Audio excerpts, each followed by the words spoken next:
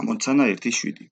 6 ერთნაირ ფანქარში გადაიხადეს 73 თეთრზე მეტი და 91 თეთრზე ნაკლები. რამდენი თეთრი ღირდა ერთი ფანქარი?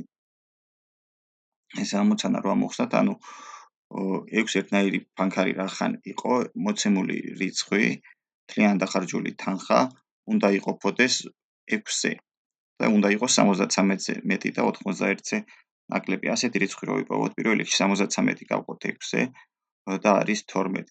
12 რომ გავადიდოთ 1-ით არის 13, 13 გავამრავლოთ 6-ზე არის 78. 78 იქნება სულ დახარჯული თანხა, ხოლო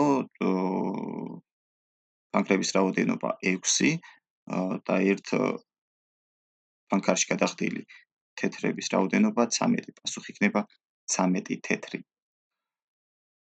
შემდეგი 37 ერთნაირ საშლელში გადაიხადეს 12 ლარზე მეტი და 12.5 ლარზე ნაკლები. რამდენი თეთრი ღირდა ერთი საშლელი? ანალოგიურად აქაც მთლიან დახარჯული თანხა უნდა იყოფოდეს 37-ზე. ეს რიცხვი რო ვიპოვოთ, პირველ რიგში 12 ლარი გადავიყვანოთ თეთრებში და იქნება 1200, შემდეგ 1200 გავყოთ 37-ზე, პასუხია 32-დან ნაშთი არის 16, 32 გავადიდოთ 1-ით, ანუ მიღებული რიცხვი კი გავამრავლოთ 37-ზე. 37-ჯერ 33 იქნება სულ ჩვენს მიერ დახარჯული თანხა და ეს იქნება 1221. 37 არის საშლელების რაოდენობა, ხოლო 33 არის ერთ ფანქრის ღირებულება, ერთი ფანქრის ღირებულება. პასუხი იქნება 33. შემდეგი მოსწავლეებმა ექსკურსიისთვის შეაგროვეს თანხა, რომელიც მეტია 350 ლარზე და ნაკლებია 370 ლარზე. თითოეულმა მოსწავლემ გადაიხადა 17 ლარი.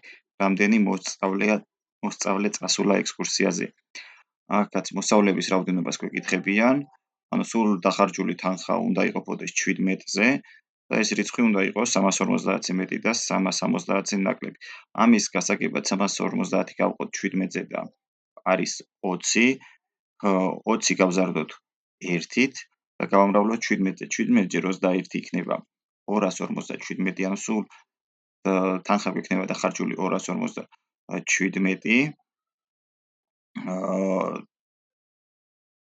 ჩამურად 257 თანხა იქნებოდა შესაგროვებელი, თითოეულმა 37 ლარი გადაიხადა და მოსწავლეების რაოდენობა იქნებოდა 21.